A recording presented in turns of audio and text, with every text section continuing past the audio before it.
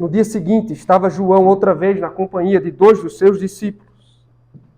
E vendo Jesus passar, disse: Eis o Cordeiro de Deus.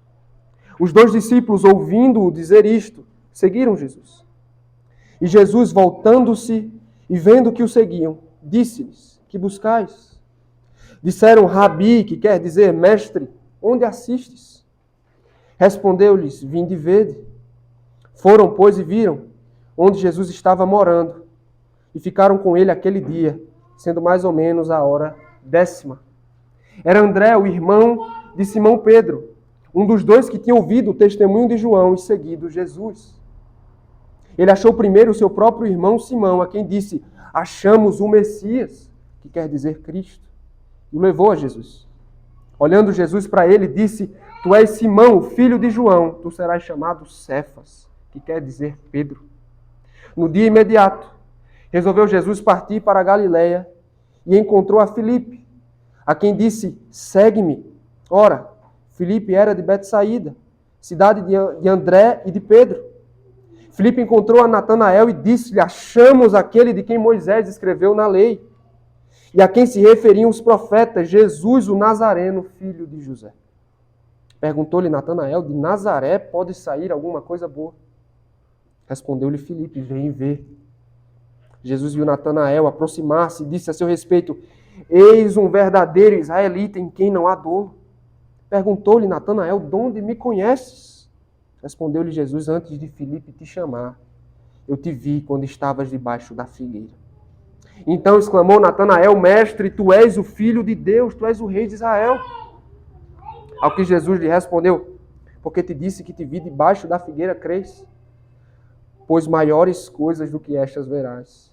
E acrescentou: em verdade vos digo, que verei o céu aberto, e os anjos de Deus subindo e descendo sobre o Filho do Homem. Senhor, nos abençoa agora, Deus, nos edifica na Tua palavra. No nome de Jesus, Senhor. Amém. Durante uma forte nevasca, numa manhã de domingo na Inglaterra do século XIX, um jovem rapaz foi levado pela providência divina a uma pequena igreja metodista primitiva. Neste dia específico, o ministro havia faltado. E ele viu um homem muito magro, de aparência muito simples, assumir o púlpito naquela manhã. Possivelmente era um sapateiro, um alfaiate. E apesar daquele homem nem mesmo conseguir pronunciar as palavras corretamente, ele tinha uma mensagem poderosa. Do púlpito ele insistia com a congregação: olhe para Cristo. E em dado momento, irmãos, os olhos daquele pregador encontraram-se com os olhos daquele jovem. E ele disse: Jovem, você parece extremamente infeliz. E você vai permanecer miseravelmente infeliz na vida e na morte se você não olhar para Cristo para a sua salvação. E aquele, irmãos, foi um golpe bem no ponto, certeiro. E naquela manhã fria de domingo, aquele jovem encontrou o caminho da salvação. Através da pregação de um homem incauto e simples, este jovem veio aos braços de Cristo. Eu estou falando de ninguém mais, ninguém menos que Charles Spurgeon, o maior pregador da Inglaterra do século XIX. Irmãos, o Evangelho ele não é só poderoso para alcançar pecadores, convertê-los e transformá-los, mas o Evangelho também transforma os pecadores em testemunhas das boas novas, para que assim alcancem outros discípulos. É exatamente o que vemos no texto de hoje, o que aconteceu com André, Simão, Filipe e Natanael. Irmãos, logo no princípio do seu evangelho, o autor faz questão de destacar o impacto do testemunho das boas novas e o seu poder na vida dos pecadores. Já no prólogo de João, do capítulo 1, do verso 1 ao 18, nós vimos que João Batista é apresentado como uma testemunha da luz. E logo na sequência nós o vimos em ação, anunciando o caminho da salvação. Eis o Cordeiro de Deus que tira o pecado do mundo. Só que, depois de sua pregação, obrigado, meu irmão, nós não ficamos sabendo em detalhes sobre os resultados de sua pregação. Quantas pessoas foram alcançadas? Quem foi levado a Cristo? Nós não sabemos. Mas no dia imediatamente seguinte, nós vemos os primeiros frutos da pregação de João sendo colhidos. Através do testemunho de João, e à medida que ele persevera nesse testemunho, Os 3 primeiros discípulos, ou 4 primeiros discípulos do Senhor Jesus são alcançados aqui. E não só isso, eles também alcançam outras pessoas através da pregação do Evangelho. O que eu quero dizer, irmãos, é que o Evangelho, ele é o poder de Deus para a salvação de todo aquele que nele crê. E é exatamente por isso que no nosso texto, no texto que lemos e no texto que será exposto hoje, nós vemos este Evangelho vencer a incredulidade do coração dos pecadores, abrir a compreensão acerca de Cristo, abrir os olhos para ver a glória dele e também transformá-los em testemunhas do Senhor. Sendo assim, irmãos, na noite de hoje, eu os convido a meditar comigo no seguinte tema: o poder do testemunho do Evangelho. O poder do testemunho do Evangelho. Qual o poder transformador desta mensagem? Ou o que o testemunho do Evangelho pode fazer em favor dos pecadores? Bem, esse texto nos dá 2 respostas. Primeiro, o que o testemunho do Evangelho pode fazer? Ele pode transformar pecadores em seguidores de Cristo. Transformar pecadores em seguidores de Cristo. João Batista, irmãos, aproveita todas as oportunidades. Essa verdade, ela está do verso 35 ao verso 42. Nos transforma em seguidores de Cristo. Certo? João Batista aqui aproveita todas as oportunidades para testemunhar de Cristo. E é o que o encontramos fazendo aqui. Acompanhe comigo mais uma vez, versos 35 a 37 do nosso texto. No dia seguinte, estava João outra vez na companhia de 2 dos seus discípulos. E vendo Jesus passar, disse: Eis o Cordeiro de Deus. Os 2 discípulos, ouvindo dizer isto, seguiram Jesus. Sua pregação, irmãos, é a mesma do dia anterior. Jesus Cristo e a salvação trazida por ele. Segundo João, aquele homem de Nazaré da Galileia era o verdadeiro Cordeiro de Deus, cujo sangue traz perdão de pecados e reconciliação com Deus. O narrador faz questão de destacar, no entanto, que 2 de seus discípulos ouviram suas palavras e rapidamente reagiram a elas. Como bons judeus que eram, perceberam se tratar da esperança da salvação, ou da esperança de Israel. Eles também entenderam que aquele era o homem sobre quem João pregava e falava continuamente. Por isso, as palavras de João tocaram fundo no coração daqueles 2. E por isso, acendeu a chama da salvação no seu íntimo. E diz o texto, eles deixaram a testemunha para seguir o prometido, que é Cristo. Só que é muito interessante, pois no Evangelho de João, irmãos, o termo seguir geralmente significa seguir como um discípulo. Só que no contexto da nossa passagem, o autor parece estar fazendo um jogo de palavras. Por um lado, eles literalmente seguiram Jesus pelo caminho que ele percorria. Eles foram atrás, caminhando atrás do Senhor. Mas por outro, o que João está dizendo é, eles deram os primeiros passos no discipulado cristão. Então, o que acontece na sequência? Acompanhe. Do verso de número 38 ao verso 39.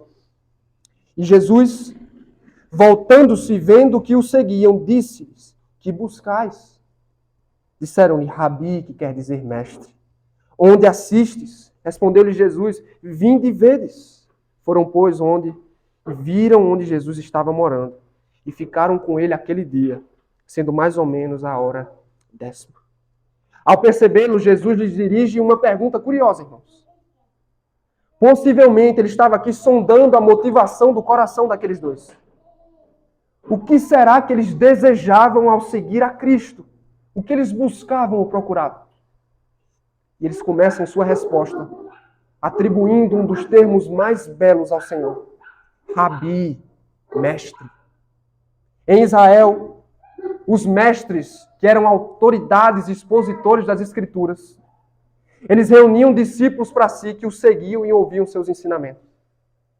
Então, o que aqueles 2 estavam dizendo para Jesus era: Mestre, leva-nos até onde tu estás hospedado, porque queremos aprender de ti. Queremos aprender, ouvir os teus ensinamentos e aprender aos teus pés. Por favor, nos permite andar na tua presença e te seguir. Queremos aprender com o Senhor. E para a alegria deles, irmãos, o Mestre os acolheu. E o narrador faz questão de nos informar que eles passaram o restante do dia com ele, das 16 horas da tarde até o fim daquele dia. Eles estavam tão ávidos em ouvir e conhecer a Cristo que nem sentiram o tempo passar. Imagine que tempo precioso deve ter sido este. Só que o nosso texto continua, versos 40 a 42, acompanhe. Era André, o irmão de Simão Pedro, um dos dois que tinha ouvido o testemunho de João e seguido Jesus. Ele achou primeiro o seu próprio irmão Simão, a quem disse: achamos o Messias, que quer dizer Cristo, e o levou a Jesus. Olhando Jesus para ele, disse: tu és Simão, o filho de João, tu serás chamado Cefas, que quer dizer Pedro. A partir daqui, o evangelista chama pelo nome um dos que haviam seguido a Jesus, André, irmão de Simão Pedro. E o outro, irmãos, possivelmente é o autor deste evangelho, o apóstolo João.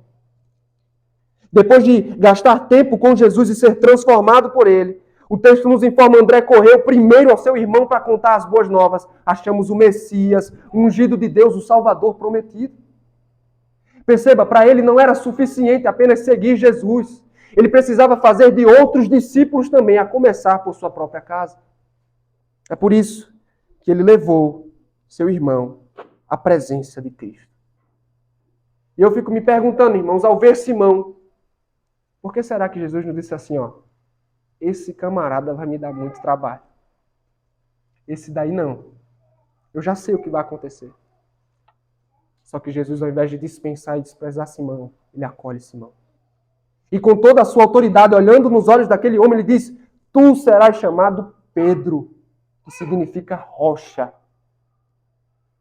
Quando ele fala isso, ele está dizendo, ou apontando tanto para a mudança que ele faria no caráter de Pedro, como no papel de Pedro nos planos do Senhor para a igreja.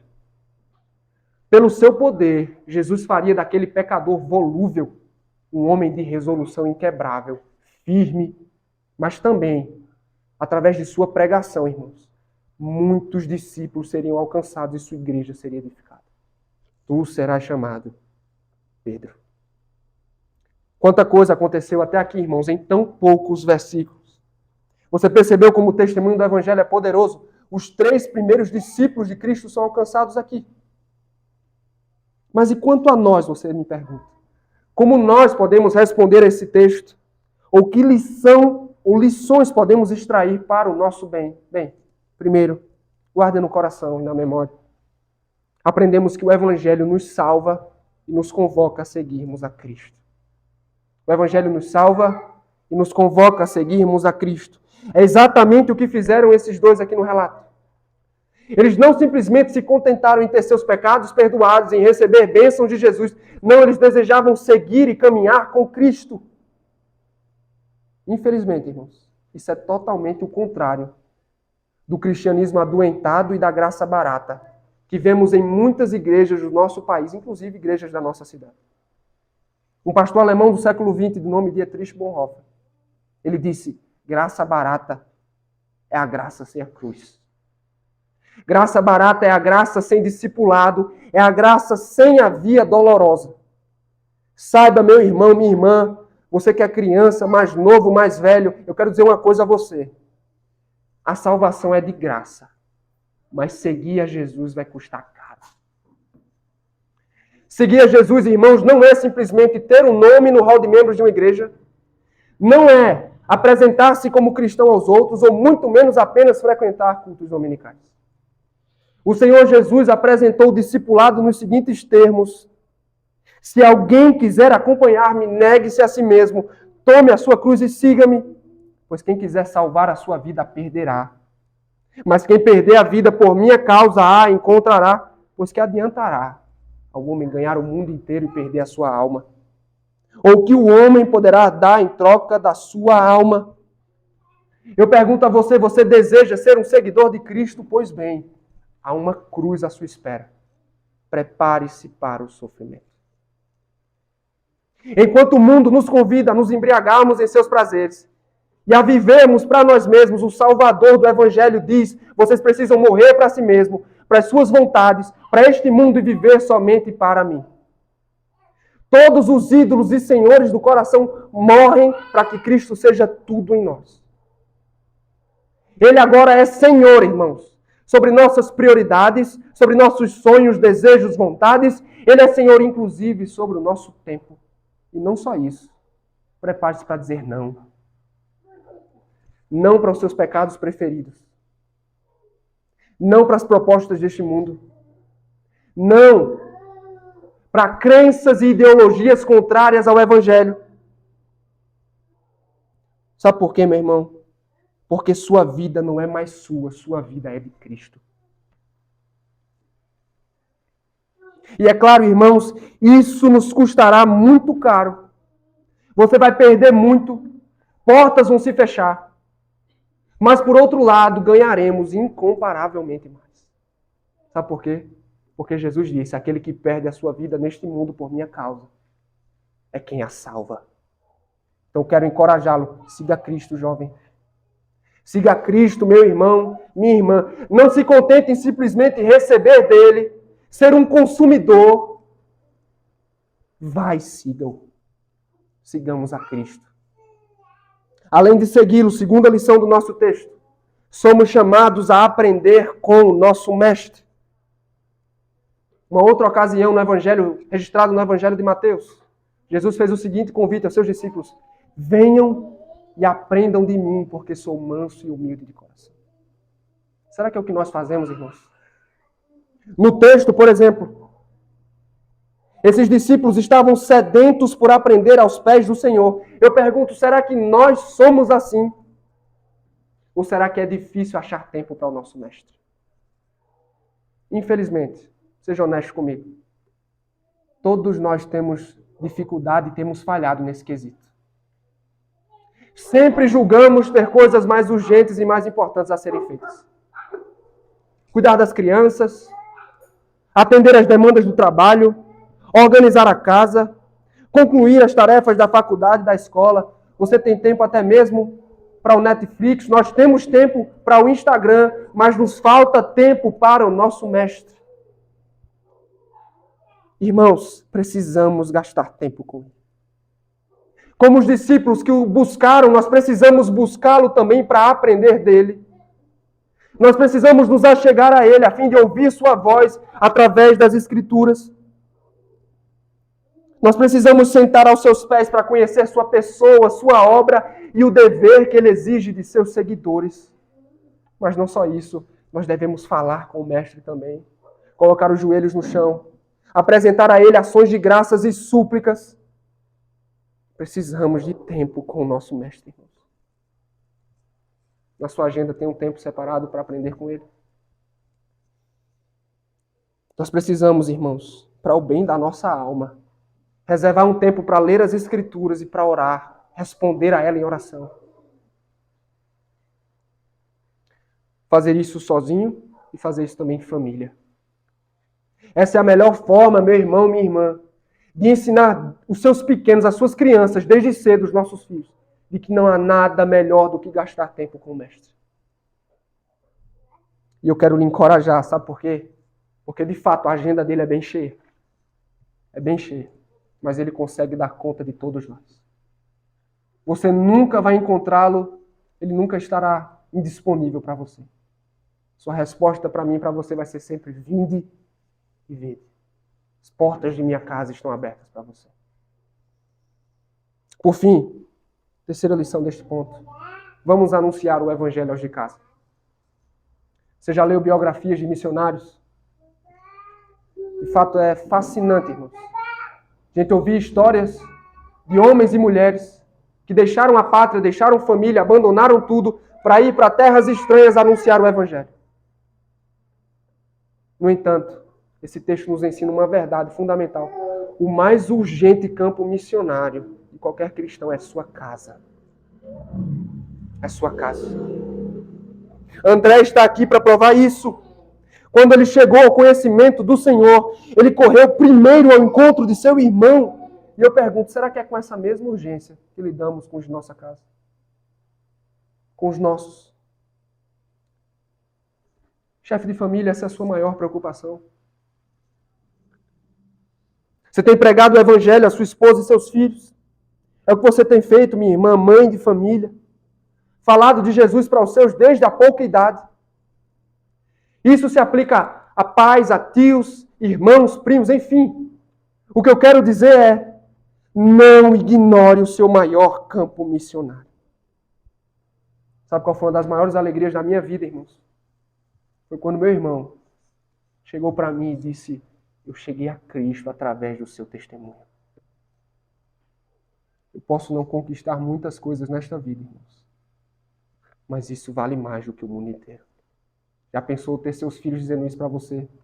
Pai, mãe, foi a tua insistência, foi a tua pregação, foram as tuas palavras que me levaram ao Salvador.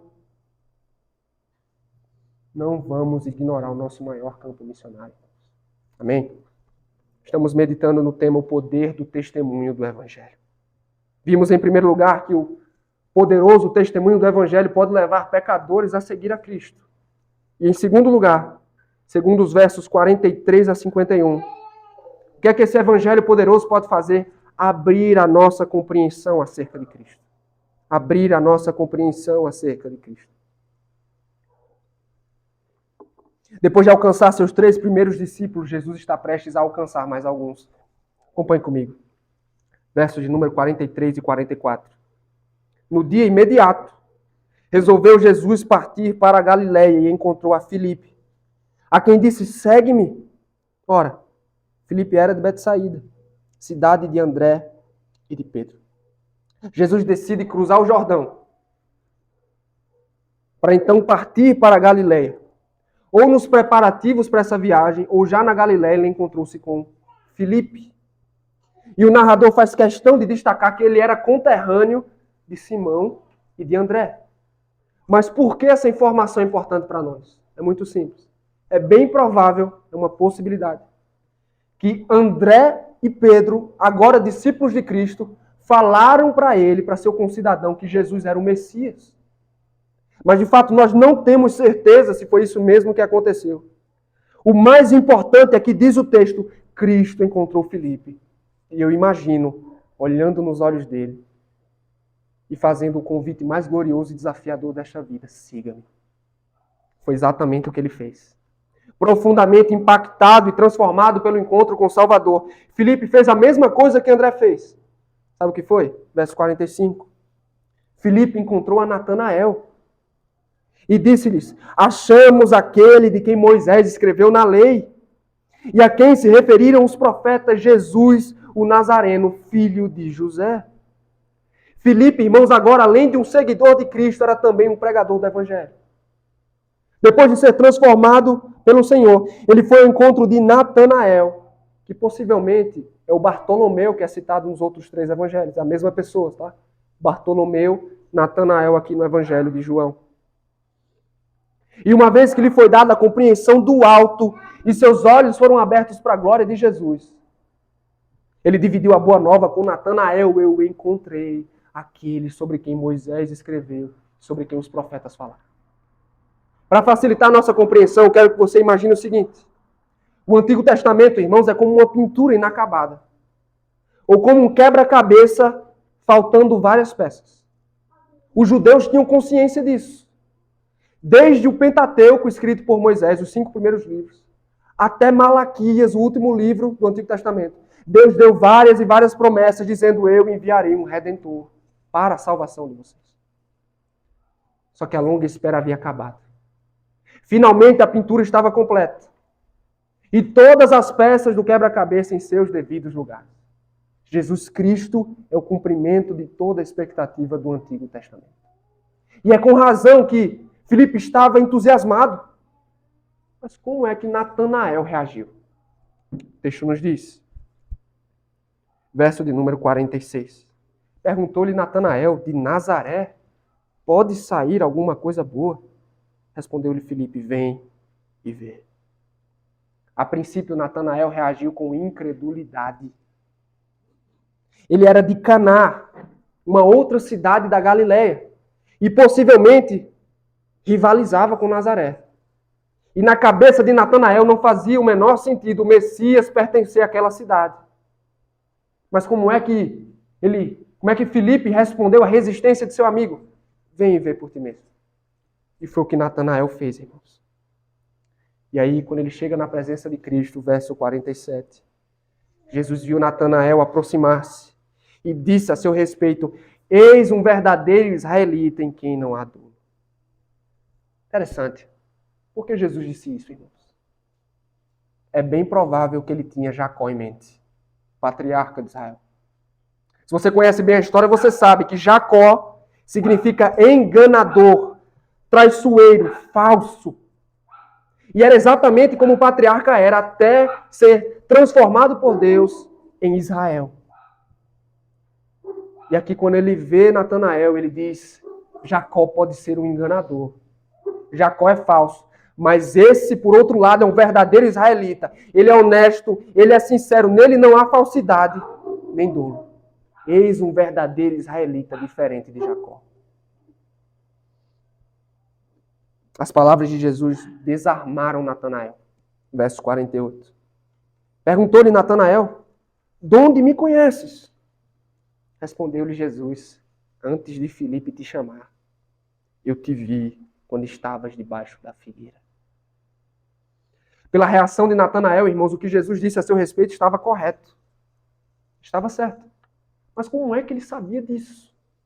Será que Filipe tinha dito algo a respeito dele antes de sua chegada? Não, irmãos.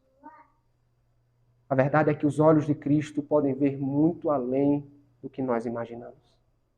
E quando Natanael estava debaixo da figueira, fazendo o que nós não sabemos, o texto diz: Jesus o havia encontrado, o havia achado.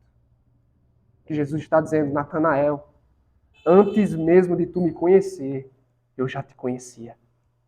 Antes de você buscar por mim, eu já havia te encontrado. Como é que Natanael reagiu? Verso 49. Então exclamou Natanael: mestre, tu és o Filho de Deus, tu és o Rei de Israel. As palavras de Jesus foram suficientes para transformar aquele homem da água para o vinho. Antes incrédulo, agora ele foi iluminado pelo alto para compreender quem Jesus era. Por Filho de Deus, ele está dizendo: tu és divino, íntimo com o Pai. E por Rei de Israel, ele está dizendo: é este que vai ocupar o trono de Davi. É este o prometido, ungido, que veio para dominar e estender paz sobre os seus domínios. É ele. Como Jesus responde essa declaração? Fim do nosso texto, versos 50 a 51. Porque eu te disse que te vi debaixo da figueira, crês? Pois maiores coisas do que estas verás. E acrescentou: em verdade vos digo, que vereis os céus abertos e os anjos de Deus subindo e descendo sobre o Filho do Homem. Jesus faz uma grande promessa, não só a Natanael, mas a todos os seus discípulos. Ele, quando viu Natanael, falou sobre o patriarca Jacó. E aqui ele conclui, mais uma vez recorrendo à história dele. Em Gênesis 28, se você é um leitor da Bíblia, você se lembra.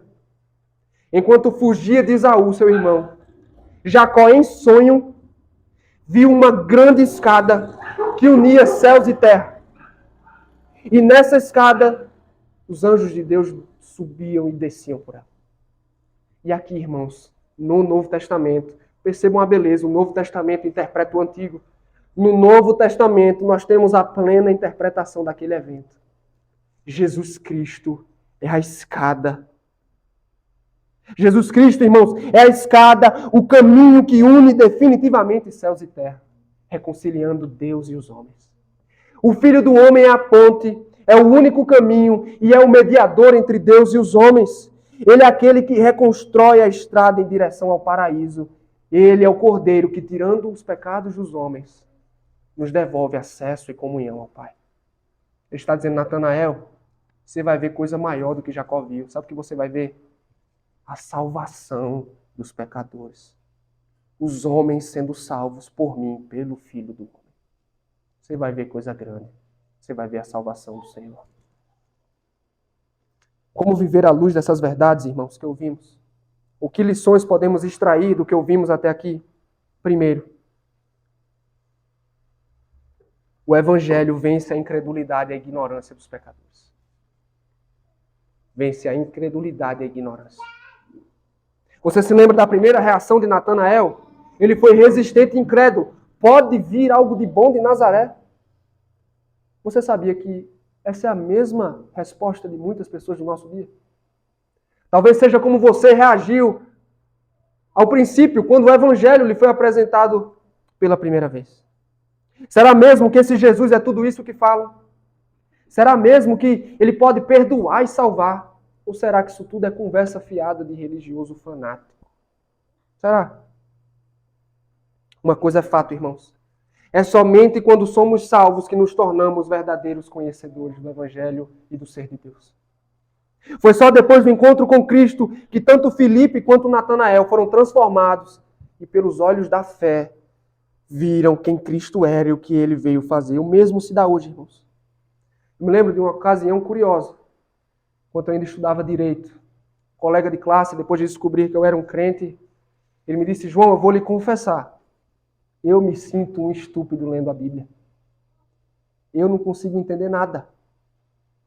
Você já se sentiu assim? Depois de ouvir a famosa confissão de Pedro, tu és o Cristo, Filho de Deus vivo, o Senhor Jesus ensinou uma coisa muito importante. Ele disse: Simão, quem te revelou isso não foi carne e sangue, mas foi o meu Pai que está nos céus. Ou seja, irmãos, coisas espirituais são reveladas de forma espiritual. Da mesma forma, nós jamais vamos compreender a Cristo, o seu Evangelho, se antes não formos alcançados pela ação do Espírito. Por causa do pecado, todo homem, toda mulher se tornou completamente ignorante quanto às coisas espirituais. O apóstolo Paulo é muito claro quando diz, ninguém entende a Deus, ninguém o busca naturalmente. Naturalmente, o que nós somos, resistentes à verdade, completamente ignorantes ao caminho da salvação. Mas um dia, por graça, irmão, o Evangelho nos foi apresentado. E enquanto Cristo nos era pregado, o Espírito Santo agiu no nosso coração, vencendo nossa resistência, vencendo nossa dureza de coração, colocando o coração de carne no lugar de coração de pedra. E nos abrindo os olhos para contemplar a beleza de Cristo e sua salvação. É somente quando somos salvos que nos tornamos verdadeiros conhecedores. É somente na cruz que está o verdadeiro conhecimento de Deus. É só depois do Evangelho, meu irmão, minha irmã, que Jesus e a Bíblia vão deixar de ser um enigma para você. É só depois do Evangelho que você, como Filipe, vai perceber realmente todo o Antigo Testamento aponta para ele, todas as Escrituras apontam para ele. E aí este Evangelho vai derrubar as tuas objeções, vai derrubar as tuas dúvidas, a tua incredulidade, a tua resistência e vai te levar à adoração ao Senhor. É por isso, irmãos, que nós não podemos nos acovardar. Precisamos anunciar este Evangelho. Este Evangelho é poderoso e pode derrubar a dureza de coração e as objeções das pessoas do mundo afora. Por fim, esse texto nos chama a olharmos para Jesus Cristo, que é a escada para Deus. Meu irmão, minha irmã, você pode não ter acesso a muitos lugares desta vida por causa da sua condição financeira. Você pode jamais alcançar a condição ou status que sempre sonhou, mas em Cristo você pode alcançar e conquistar muito mais. Acesso a Deus e o status de justo e filho de Deus. Adão, irmãos, por causa do seu pecado, fechou para sempre as portas do jardim. Não importava mais o que ele fizesse ou deixasse de fazer, o caminho para o paraíso estava fechado. E pelas nossas obras, jamais seríamos bem-vindos ali. Mas aí Deus, por graça, enviou o segundo Adão. E este segundo Adão, por sua vida perfeita, morte e ressurreição, nos conquistou a maior das bênçãos. Ele escancarou para sempre as portas do paraíso para todo aquele que nele crê. É o que você deseja? Então eu insisto com você como pregador da minha introdução, olhe para Cristo. Ele é a escada que liga céus e terra e reconcilia Deus e os pecadores. Ele é o único caminho, ele é a ponte, ele é o mediador. Ele o conhece antes mesmo de você o conhecer, meu irmão. Ele procura por você antes mesmo de você buscá-lo. Ele conhece o íntimo do teu coração. Ele sabe o que você é, o que você faz e deixa de fazer. E a despeito disso tudo, ele está disposto a te salvar e a te perdoar. Olhe para Cristo. Corra para a escada. E através dela você encontrará a porta do trono da graça aberta. Amém? Foi numa manhã fria de domingo, na Inglaterra do século XIX, o maior pregador daquela geração veio a Cristo, Charles Spurgeon. Interessante, irmãos, ele não veio a Cristo pela pregação de um doutor. Ele não veio a Cristo pela pregação dos maiores expositores de sua época. Ele veio ao caminho da salvação através da pregação de um homem incauto e ignorante, de um sapateiro ou de um alfaiate. Sabe o que isso quer dizer, irmãos? Que o Evangelho é poderoso.